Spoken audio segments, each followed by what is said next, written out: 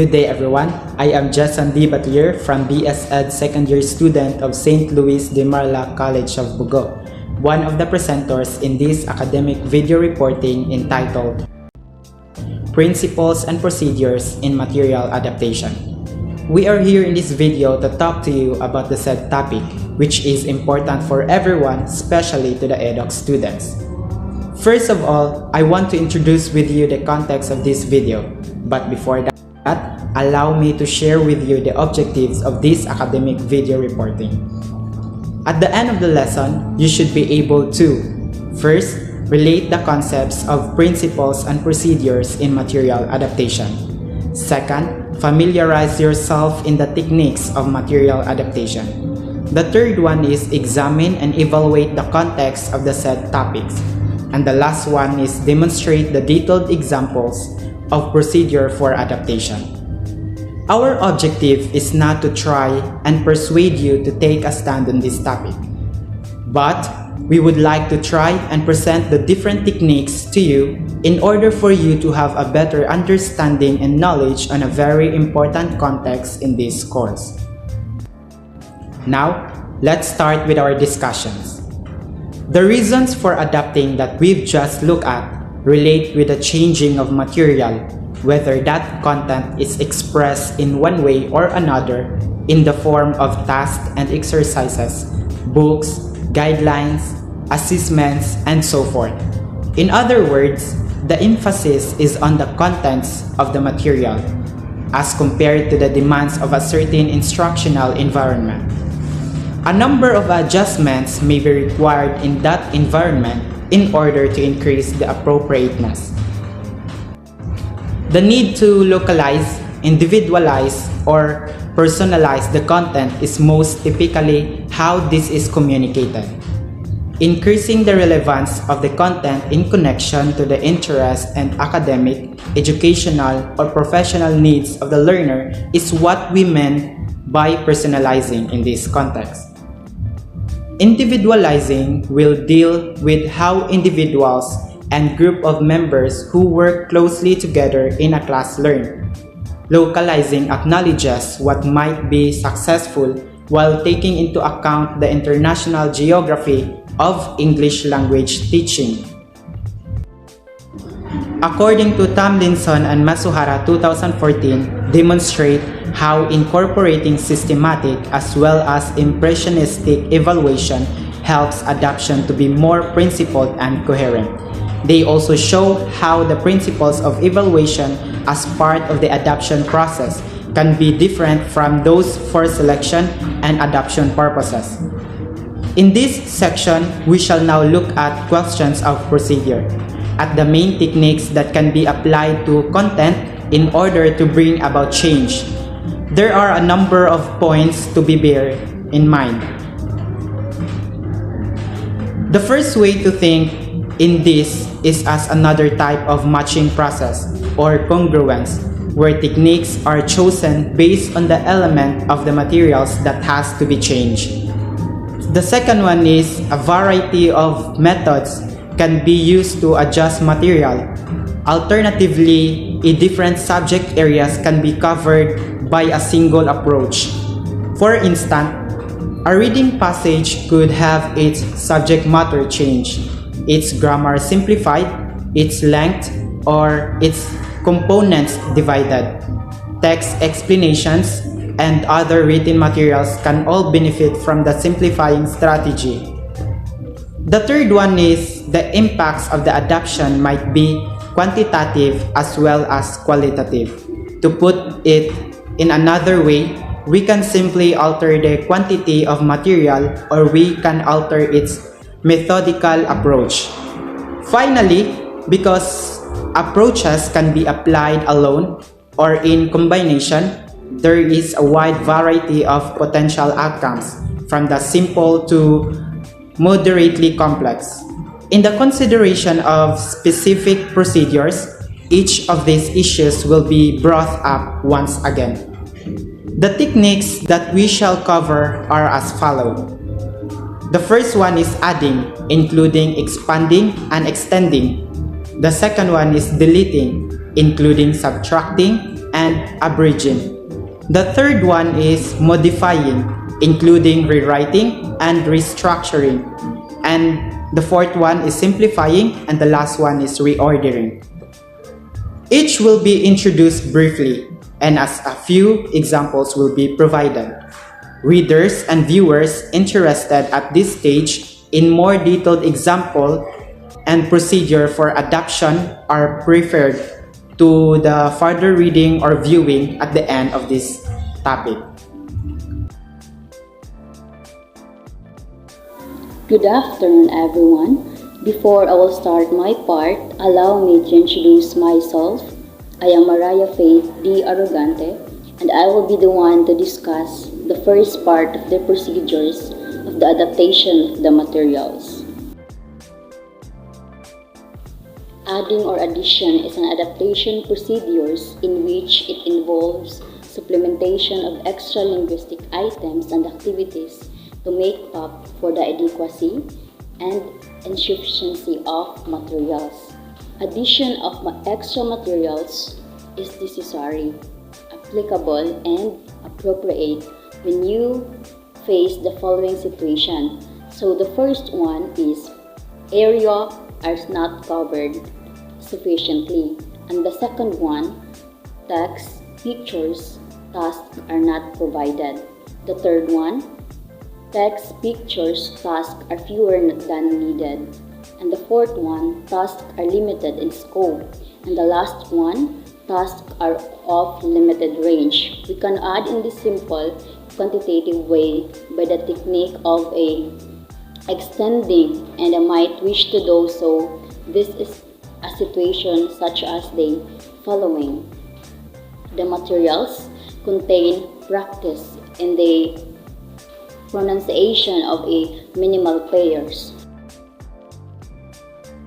For example, beat, bet, hat, hate, cheap, cheap, but not enough examples of the difficulties for learners with a particular first language. The Japanese speakers may need more L practice, and the second one, the Arabic speakers, more P and B, and the Spanish speakers more B and V.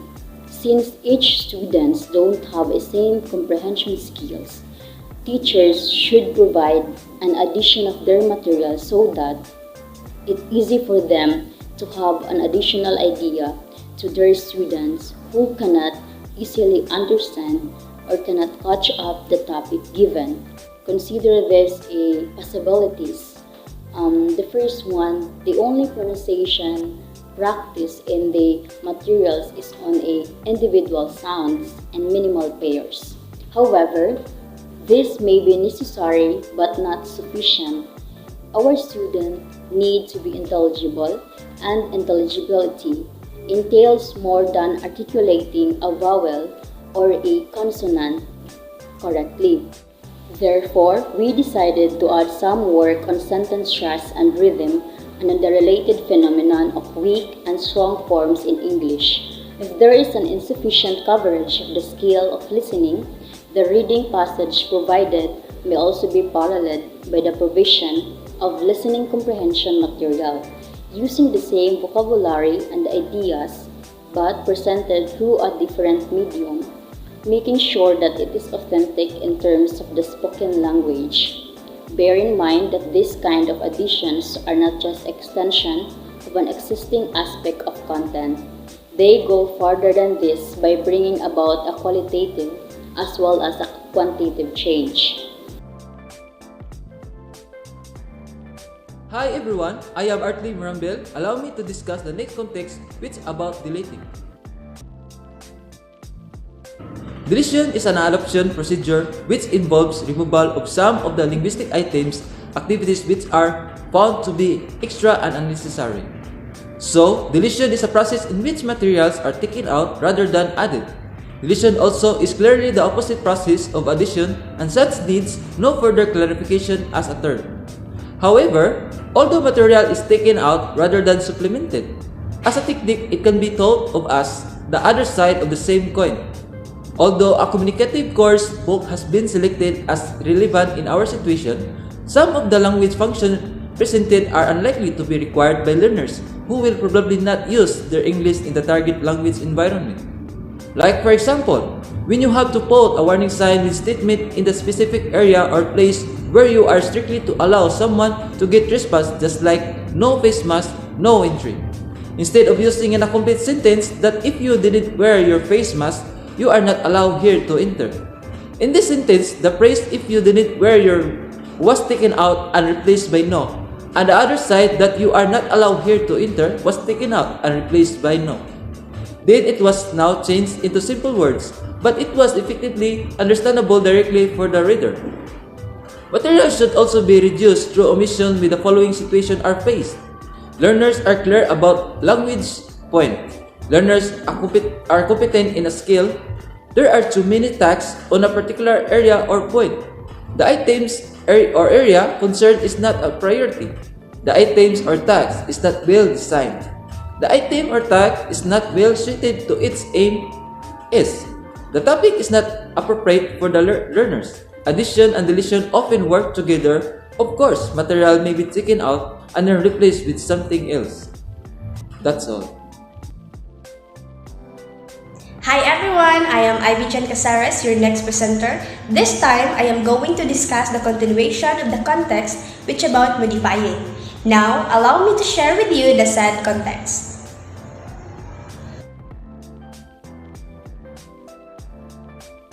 Modification, at one level, is a very general term in the language applying to any kind of change. In order to introduce further possibilities for adaptation, we shall restrict its meaning here to an internal change in the approach or focus of an exercise or other piece of material. It is a rather important and frequently used procedure that all other techniques can be applied to any aspect of content. It can be subdivided under two related headings. First of these is rewriting, when some of the linguistic content needs modification. The second is restructuring, which applies to classroom management. Let us look at some example of each of these in turn. You will undoubtedly be able to think of many more. Rewriting, therefore, may relate activities more closely to learners' own background and interests, introduce models of authentic language, or set more purposeful problem-solving tasks where the answers are not always known before the teacher asks the question. If accompanying audio material is either not available or cannot be purchased in a particular teaching context, then the teacher can rewrite a reading passage and deliver it orally. Perhaps by taking notes from the original, and equally, a text may have quite appropriate language material for a specific group but may not match in terms of its cultural content. A last example here is that of end-of-text comprehension questions. And restructuring, the changes of class are sometimes the only kind of adaptation possible. For example, the materials may contain role-play activities for groups of a certain size. They all have the same L1, are complex from many points of view, and it will probably be necessary to assign one role to a number of pupils at the same time. Obviously, the converse, where the class is too small for the total number of rules available, is also possible if perhaps less likely, and it can be made more authentic by inviting students to refer to topics of direct interest to themselves. It refers exercise or text or classroom activity.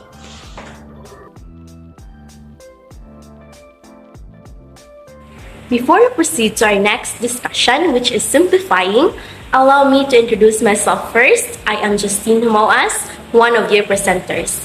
Now, let's talk of what is simplifying all about. Simplifying is a procedure that we're employed to make materials less complicated or easier to understand. If the language teaching material is found to be difficult or mechanical for the target learner, it can be made suitable for the learner through the process of simplification. Strictly speaking, the simplification technique is a kind of modification. In other words, it is a rewrite activity. Many elements of a language course can be simplified, including the instructions and explanations that accompany exercises and activities. and even the visual layout of material so that it becomes easier to see how different parts fit together. Just be noted that a slow style of speech could lead to elimination of the proper application of sentence stress and weak forms, leaving the learners with no exposure to the natural rhythms of spoken English. However, this method has primarily been used with the text's most frequently reading passages. Simplification is the best techniques for me because its goal is to make text easier to read without significantly impacting the content. Thus, we can simplify according to sentence structure. Since simplifying can help the texts to read and understand easier, thus we can also simplify the sentence structure. Instead of putting so much words for your sentence, just keep your sentences fairly short by simplifying it. The second one is the lexical content. The goal of lexical simplification is to replace complex words with their simpler synonyms without infringing the grammaticality and changing the meaning of the text. And the third one is the grammatical structure. Like what I had said earlier, just simplify the sentence but make sure that the main point is still there so that the student can understand effectively even if you already simplifying it. There are several other effects of simplification, such as linguistic alteration. Whether it is lexical or grammatical that has the potential to have a comparable stylistic impact and alter the original text's meaning or intention. The second effects of simplification is in some educational settings where the intricacy of the subject matter is thought to be too advanced. It is important to simplify the topic. And the third one is the term simplicity that can be used to describe both the substance of something and the manner in which it is given. For example, we might choose to keep the original text unchanged while guiding the learners through it in a number of graded stages. We shall come back to the idea of task complexity in the chapters on reading and listening comprehension. When we say task complexity, it is the degree to which there is a need to integrate complicated interactions among different mental and physical aspects of a task, in which students can more develop their intellectual ability. Hi everyone, I am Ivy Pabubo. I will going to discuss the next context. This one refers to the options of rearranging the course book sections. This can entail taking units in a different order than intended or changing the order in which they are presented within a unit. Of course, there are restrictions in the scope of what teachers can do, and making too many modifications could result in an almost entirely new course book, which will be counterproductive. In the following scenarios, material reordering is appropriate. The words well and going to are frequently used in materials to convey the future. However, it is beneficial to illustrate the connections between time reference and grammatical tense in a more precise way for many learners, especially those at the intermediate level and above. To illustrate the idea of futurity, we might use phrases like next term begins on September 9 or she retires on 2015 as examples. In this case, we would likely also want to include the simple present and the present continuous. It's impossible that a teaching plan is too condensed to allow for a full reading of course book. The order in which the information will be covered in this scenario will probably be decided by the student's linguistic requirements. If important grammatical, vocabulary, or communication functions are never covered, there is little benefit to working methodically through a textbook. For example, if the learners are adults who will study in the target language setting, it will be required to have covered various tense system aspects and to have introduced socially suitable functions and frequently used terminology. Lastly, reordering might involve removing pieces of content from one another as well as grouping and combining them. An apparent example is a course on a specific language function that a student felt had too many new grammar points for their current proficiency level. Those content are related to our topic, which can help you to have an additional ideas and knowledge about the principles and procedures in material adaptation. Now, our group prepared a short quiz for us to know if you really understand the topic based on the discussions we shared. Instruction. Briefly explain the following questions in your own words. Question number 1. As a future educator, explain the importance of principles and procedure in material adaptation. Number 2. What is the difference between assessment and evaluation in language teaching? Number 3. Is it appropriate for an English teacher to translate new words into the student's mother tongue? If so, how much and how many words? Number 4. What are the difference of the personalized, individualized, and localized in material adaptation? And the last question is explain each techniques of adding, deleting, modifying, simplifying, and reordering in one sentence. That would be all. Thank you for watching this educational video. We hope that you've understand the discussions and you can relate the concepts of principles and procedure in material adaptation. Also, we hope that you are now familiarized the techniques of the given topics. Then, you can examine and evaluate yourself in the context. And lastly, you can demonstrate the detailed example of the procedure for adaptation. Again, thank you and God bless for our future endeavors.